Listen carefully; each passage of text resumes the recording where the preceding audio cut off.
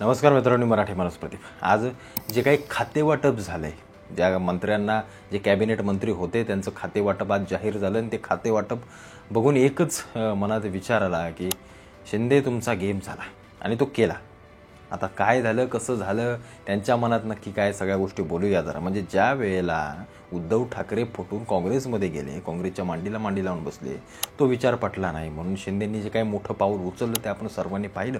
40 जण घेऊन गेले आणि 40 जणांनी त्यांच्यावर विश्वास ठेवला, ही अत्यंत महत्त्वाची गोष्ट आहे. आणि जेव्हा ते सगळे निघून गेले पुन्हा आले, मुख्यमंत्री झाले, इथं ते मुख्यमंत्री होणं ही त्यांच्यासाठी अत्यंत महत्त्वाचं होतं आणि त्यांच्या सरकार आलं, त्याच्यामुळे तेच मुख्यमंत्री व्हावेत, तेच मुख्यमंत्री असावेत. या ही भावना त्या 40 जणांची काही विरोधकांची पण असेल की बाबा ते आले म्हणून आपलं सरकार बसलं, म्हणून या पुढच्यांना आपण पाडू शकलो आणि आपण सत्तेमध्ये येऊ शकलो, हे म्हणणारे फडणवीस आणि अमित शहा ही सगळी लोक, या सर्व लोकांनी त्यावेळेला जे काही खातेवाटप केलं, त्या खातेवाटपाचा जर क्रम आपण पाहिला तर या तिघांमध्ये फक्त म्हणजे देवेंद्र फडणवीस, एकनाथ शिंदे आणि अजित पवार, तर तो असा होता की उपमुख्यमंत्री 2 होते, मुख्यमंत्री जसे आज आहेत तशीच सगळी परिस्थिती होती, फक्त नावाचे इकडे तिकडे बदल झाला असेल. म्हणजे उपमुख्यमंत्री देवेंद्र फडणवीस त्यांच्याकडे गृह खातं, उपमुख्यमंत्री म्हणून अजित पवार त्यांच्याकडे अर्थ खातं आणि एक मुख्यमंत्री, मग त्यांच्याकडे अजून काही विविध खाते असतील मुख्यमंत्र्यांकडे, ते असतील.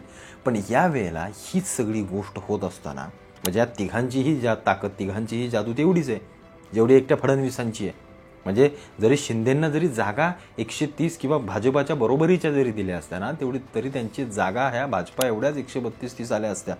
पण त्यांना जागा कमी दिल्या, जागा कमी आल्या, जागा तुम्हाला जास्त मिळाल्या, त्यामुळे त्यांच्या जागा जास्त आल्या. पण या सगळ्या गोष्टी होत असताना, यावेळेचं कॅबिनेट मंत्रीपद किंवा या सगळ्या गोष्टी करत असताना, ज्या एकनाथ शिंदेंनी इतकी दिवस सूर लावला होता की मीच मुख्यमंत्री, आणि त्यांनी जे काही 2.5 वर्षामध्ये केलं, जे काही पिंजून काढलं आणि जनतेतला एक मी मुख्यमंत्री आहे अशी एक जनभावना ज्या शिंदेंनी मिळवली, ती जनभावना या लोकांनी मान्य केली नाही.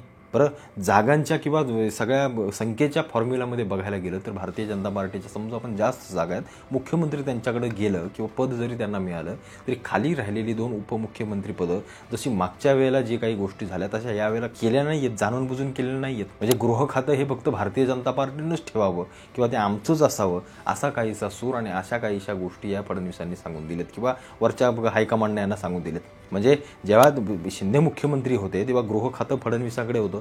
आता आज मुख्यमंत्री फडणवीस झालेत म्हणजे गृह खातंही त्यांनीच घेऊन ठेवलंय. म्हणजे एकनाथ शिंदेनी नगरविकास मंत्री, काय ते गृहनिर्माण मंत्री, आता त्यांना जे पद दिलंय, जे जितेंद्र आव्हाडांना होतं आणि उद्धव ठाकरेंच्या वेळेला एकनाथ शिंदेकडे स्वतः होतं, मग पक्ष फोडून आला कशाला? 2.5 वर्षाचे मुख्यमंत्री व्हायला फक्त. म्हणजे जे काही लोक सांगतायत की शिंदेंचा गेम केला, तो निश्चितच केलेला आहे. कारण ज्या अजित पवारांकडे अर्थ खातं आणि जी पहिल्यापासून ते पाहत आले, ती गोष्ट त्यांच्यापासून हटवलेली नाहीये. पण कुठेतरी देवेंद्र फडणवीस उपमुख्यमंत्री झाल्यानंतर जे गृह खातं, जसं देवेंद्र फडणवीस उपमुख्यमंत्री असताना त्यांच्याजवळ होतं, तसंच ते एकनाथ शिंदेंजवळ का नाही ठेवलं?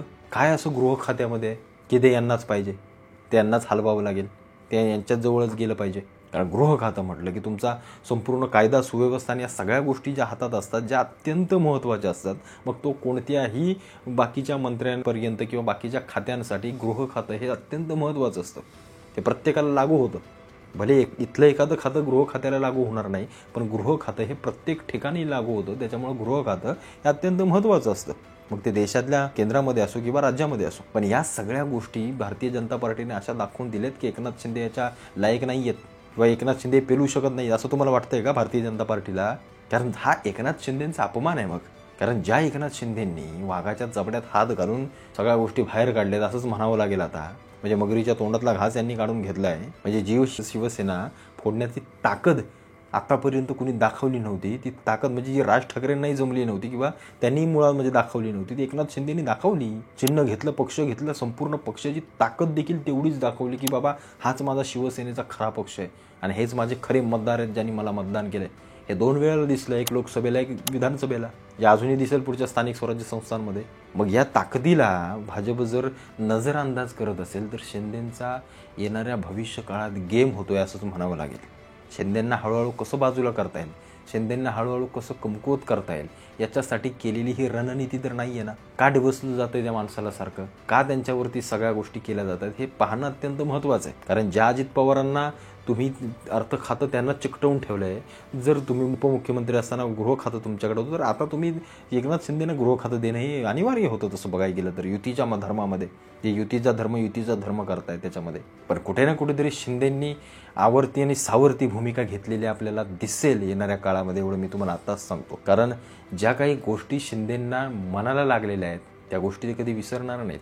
कारण जे शिंदे 40 जण फोडून घेऊन जाऊ शकतात आणि स्वतःची ताकद या राज्यामध्ये आजमवू शकतात, जे संघटना बांधू शकतात, ते पुन्हा या भारतीय जनता पार्टीला गुडघ्यावरती टेकायला भाग देखील पाडतील एवढी ताकद त्या माणसामध्ये आहे, हे नाकारून चालणार नाही. कारण शिवसेना सारख्या पक्षाला खिंडार पाडणं आणि तो पक्ष पुन्हा माझाच कसा आहे आणि ती योग्यच भूमिकेवर कसा आहे हे ठाम करून दाखवणं हे दस्तूर खुद्द राज ठाकरेंना देखील जमलेलं नाही आहे राजकारणामध्ये. ही सगळ्यात महत्त्वाची वस्तुस्थिती आहे. भले ते त्यांनी जरी वेगळा मार्ग पत्करला असेल ना, जरी तो मनसे पक्षाचा, तरी त्यांनी मीच कसा बाळासाहेब आहे ही गोष्ट ते अजून देखील एवढ्या मोठ्या उग्रपणे ठसवून दाखवत नाही आहे जनतेला, जेवढं एकनाथ शिंदेंनी दाखवलं की मी कसा बाळासाहेबांचा शिष्य आहे, मी कसा धर्मवीर आनंद दिघेंचा शिष्य आहे, हे त्यांनी बरोबर जनमानसामध्ये ठसवून दिलं आहे. या सगळ्या गोष्टी येणाऱ्या काळात भारतीय जनता पार्टीला डोईजड जाणार आहेत हे त्यांना आताच दिसतंय. कारण फडणवीसांच्या मागून भारतीय जनता पार्टीत कोण असा चेहराच नाही आहे जो सगळ्या डोके लावेल, जो चाणाक्ष असेल, जो राजकारणाला हलवेल, असा चेहरा येणाऱ्या काळात देखील दिसत नाही आहे फडणवीसांच्या माघोरी.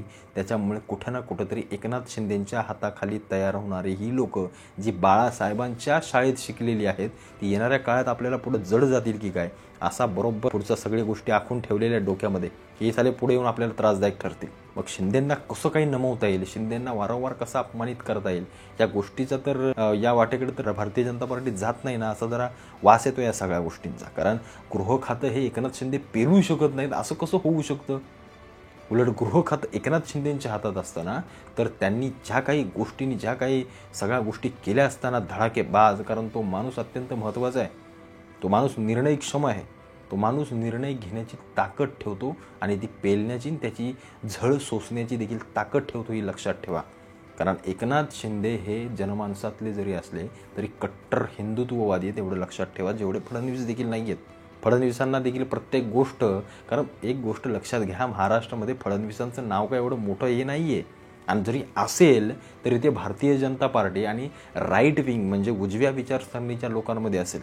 पण एकनाथ शिंदे हे असे आहेत किंवा एकनाथ शिंदे असा माणूस आहे जो जेवढा उजव्या विचारसरणीत लोकप्रिय आहे तेवढाच काहीसा डाव्या विचारसरणीमध्ये देखील ते लोकप्रिय आहेत, हे लक्षात ठेवा. तुम्ही जेव्हा खाली जाताना राजकीयदृष्ट्या तेव्हा तुम्हाला या सगळ्या गोष्टी समजू लागतात. त्याच्यामुळं भारतीय जनता पार्टीनं बरोबर नांग्या ठेचलेल्या दिसत आहेत किंवा कुठेतरी यांचा पत्ता कट केलेला दिसतोय किंवा कुठेतरी भविष्यातल्या अडचणी वाढणाऱ्या अडचणी किंवा भविष्यातलं उभं राहणारं एक आपल्या समोरची एक मोठी भिंत तिला आत्ताच कशी खालनं पोखरायची याची हे पोखरण्याची सुरुवात झालेली मला तरी वैयक्तिक दिसते. अनेक तज्ज्ञांची अनेक मतं असतील, पण एकनाथ शिंदेंना डावललं जातं एवढं मात्र नक्की.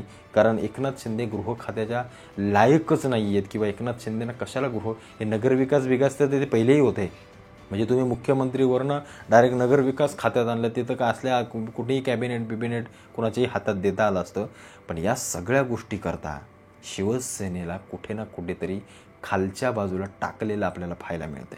कारण अजित पवारांचं अर्थ खातं जसंच्या तसं ठेवलं आहे, पण इकडे मात्र ताकद हलवण्यासाठी किंवा कमी करण्यासाठी ही लोकं अत्यंत मोठ्या शर्तीवर प्रयत्न करतात, एवढं मात्र नक्की.